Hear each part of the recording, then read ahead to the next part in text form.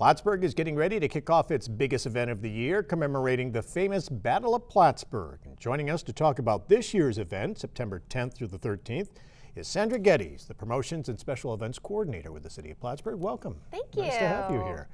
The Commemoration is just a couple of weeks away as we head into September. The Mayor's Cup is a big summer festival in Plattsburgh, but really this is the signature event for Plattsburgh every year. Absolutely. I think the reason that is because when it has been going on for, this is its 18th year, but the 17 years prior, there was a group of volunteers that would actually put this event on. And they did such an amazing job down to a very fine details of picking up garbage off of Cumberland Avenue homes' lawns and putting extra garbage and giving them treats at their door to say thank you for their patience. Those kinds of little things really make this event something that people appreciate, and not to even mention the fact that it's such an important part of our history. And when talking about the destination master plan that was put together a couple of years ago, Battle of Plattsburgh Commemoration Weekend really falls right in line with the vision that many people and everyone should have for our city. So it's very exciting, wonderful opportunity that I get to work on this. And you mentioned there were the volunteers that for so many years put this on. Kit Booth and Gary Vancour organizing it, co-chairs for many years have now stepped down. The city has taken it over and is part of the reason because, as you mentioned, the city sees this as really a big part of its future, the promoting itself as the destination for the historians and the history buffs and the others who want to come here and learn about the city's place in history. Yes, well, we're very fortunate because Mayor Calnan has a very good vision, very strong vision for our city, and knew that the work that had been done for this commemoration weekend and several other projects, but this event that I'm working on is truly important to remember, educate, remember, and talk about every year. But the commemoration is not just about commemorating the history of the Battle of Plattsburgh, but also to bring community together. We have obviously some non-Battle of Plattsburgh types of events that we like to have every year so that people will come out and enjoy. And yes, the Kit Booth and Gary Vancour were the commemoration co-chairs for several years, and they did say at the end of last year's bicentennial commemoration that they were just going to take some time off. And so when I was hired, I actually knew Mr. Booth for several years before I started, and he has been, and Gary and several others have been amazing. They have, if stepping down is still coming to every meeting that I have and helping me in every way they possibly can, then that's pretty exciting for me. They're amazing volunteers, and I wouldn't have been able to put this together without all these people. So we're very fortunate to have this partnership and the city backing it up. I mean, all the departments of the city have been amazing. So I just feel truly, truly blessed to be in this role. Of course, last year was the huge celebration, the bicentennial, and that stretched out over 2 weeks, more than 2 weeks. So this year, it's back to one weekend, September 10th through the 13th, but many of the signature events are still happening this year. Right, yes. So that was another piece of, prior to my joining the city as the events coordinator and promotions coordinator, they had already had a vision, and it was called Post 14. And so basically what some people decided was that we really did want to keep it going, but we wanted to bring it down a little bit, but focus on those important reenactments, the encampments at the Kent Lord House and the junior encampment at the Kent Lord House. Of course, our fabulous parade will still be going on again this year. Riverside Cemetery Memorial actually kicks off the event on Thursday the 10th at 4, and that's a wonderful ceremony because it remembers the folks that fought in the battle, but from both sides. So we have people coming from Canada, from England, that will be there to represent both of sides of the battle that were fought, and so that's very exciting to be part of. And then, of course, right after that, we'll have a wonderful concert, town meeting, a really popular local group, and the Clem Hawkins Band is going to be performing along with Eric Gibson on Thursday night. So that actually, and Friday night events on City Hall steps will be Glass Onion performing, and we'll have our Rockets Red Glare fireworks, which it's so interesting. I have to say this because when you were saying it's a premier event in the North Country, these little details really you probably as a spectator wouldn't even think about, but Kit Booth in the past years when the fireworks would go off, he would have the Star Spangled Banner sung, and right as Rockets Red Glare was sung, he'd call the fireworks guy and say, set them off. So you're sitting there in this wonderful city and you're watching this amazing fireworks display and hearing the Star Spangled Banner, and it's just truly, it gives you cold chills, and you have to think about how you feel when you leave the commemoration events. You always feel pretty good. You always feel like, wow, that was a lot of fun. That was a great event. That was so exciting. But it's not just seeing it, it's the whole thing. And they just have their professional event planners themselves. They did an amazing job, so I've learned so much. And after the musical acts on Friday, then there are the reenactments on both Saturday and Sunday. Yep, Saturday and both Sunday. out on Lake Champlain, and also the ground battle within the past few years. That's been new too, reenacting the British and American troops clashing on the battleground in Beekmantown. Oh yeah, well, Halsey's Corners battle will be taking place this year, but the outlying areas have not returned yet this year to do those because we've really wanted to focus everything in the city. So they're certainly were welcome to take ownership of those events, and we're helping them to promote them. But the Battle of Plattsburgh Commemoration, we've really marketed it as a 10th through the 13th because we have a lot of people that come in from out of the area and want to make sure that they know when the focused events are going to be held.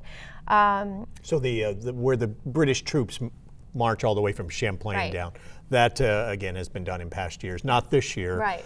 The reenactment in Beekmantown, that battle, not this year. Not that I'm aware of. The Halsey's Corners So the will focus is really back in Plattsburgh, Right. and the naval battle, which of course is the famous naval battle that all this is named after. So that'll happen on Saturday and Sunday on the water. Of course, the parade, which features some amazing marching bands, some of the regulars coming again this year. Yes, like you said, there's a battle reenactment right before the parade. If you were there last year, it was the first time they did it, and Craig Russell is our reenactor chairperson, and he's so fantastic. Reenactor extraordinaire. Yes, he is, and that is exactly what he is. He coordinates 200 reenactors to come into our city, and so they'll do a battle coming right over the hill on Cumberland Ave, and then that leads into the parade. And we have 6 pipes and drums bands. We have the Royal Marine Corps Band from Cobourg, Ontario, which is always popular.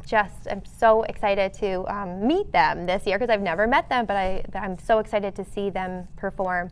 And then we've got, I think, upwards of 45 floats and groups and organizations that are going to be participating in the parade. And I have to mention that our grand marshals this year it's very fitting, is Kit Booth and Sally Booth, who is Kit's wife, and she's been, she basically, according to the other volunteers, she walks on water. So, and we're also going to be recognizing Gary Vancour as a Grand Marshal for the parade. So Kit's actually decided during the parade, he's always been the narrator for several years, and we are so thrilled that our city historian, John Kruger, will be narrating not only the parade this year, but he will also be narrating the battle reenactments, both the one before the parade and then the one by the Champlain Monument on Sunday at noon. And then on Sunday, for the past couple of years, the commemoration has continued into Sunday morning, and it's been a family-friendly day where you have events at McDonough Monument, and the children's old time village fair is held, and really a lot of exhibits that are aimed at children. Yeah, it's such a cool idea. Linda Ward has put this together for, I think she said, the past 5 years, so this will be its 6th year, and of course it's been that many years. She's another event planner extraordinaire. She put this together, and she really it's supposed to be crafts from the 1800 time frame, and she has helped to coordinate so many different groups from our community that just come out. They spend the entire day there. They're doing these very 1800s crafts. They're trying to educate kids. We have prizes. We have a red store where kids can spend a penny and get some candy, which I know my children are going to be like, oh, I want to go to the red store. They've been talking about it since I told them. So that's actually 10 to 4 at the base of the McDonough Monument, and we have a little bit of entertainment going on. At 1 o'clock is some Irish dancers, and at 2:30 is the Cumberland Bay Barber Shoppers. But then something new this year on Sunday is that we're going to have our second destination downtown, which is a project that I worked on with the Downtown Business Association. So they're going to be opening their doors. So last time we had about 30 to 40 different shops that opened their doors on Sunday, which they don't normally do. And so they're going to be doing that. They'll have a big to-do going on in the downtown area while the Children's Fair is happening. So we're really just hoping that people are just going to stay for the entire weekend, never want to leave, and just have really good memories of the 2015 commemoration. Now, we know the Downtown Association did that back earlier in the summer in late spring in May. And much of the idea behind that is to really show that the downtown is alive and vibrant on Sundays. Exactly. For locals to come down and visit some of the shops and eat at some of the restaurants, but also especially for Canadian visitors to get the message that on weekends, Plattsburgh, the downtown, is open for business. Yes, exactly. Because a couple comments that I'd heard when I started in the job was, that there's a battle reenactment earlier on Sunday and there's children's fair, but that's really just but mostly for kids. So why wouldn't there be anything for adults to want to do since it is still part of Commemoration Weekend? So that's when I approached Colin Reed, who is a president of the Downtown Business Association. And of course, Colin is just your yes man. Sorry, Colin. But he always says yes, and he's such a great community player. And we're so excited to partner together on this. And hopefully we'll get as many people this year, or this time, as we did in May. There was, I think, there must have been 500, 600 people that just came out for Destination Downtown. So, and then of course we'll have all the super nutritious food in Trinity Park. Your variety of fried dough, you've got ice cream, and you've got hot dogs and pizza. It's delicious, and everyone looks forward to it. Yep, so we'll have all that going on, and there'll be a lot of different businesses and organizations that have booths in that area too. So what my goal would be is to have a weekend packed with activity, fun, community feelings, and just to go off without a hitch. So we'll see. But I'm very excited. One of the new events is a fun run. Yes. And this is in tribute to Aikens Volunteers. Now tell us about Aikens Volunteers and their place in history when it comes to the Battle of Plattsburgh.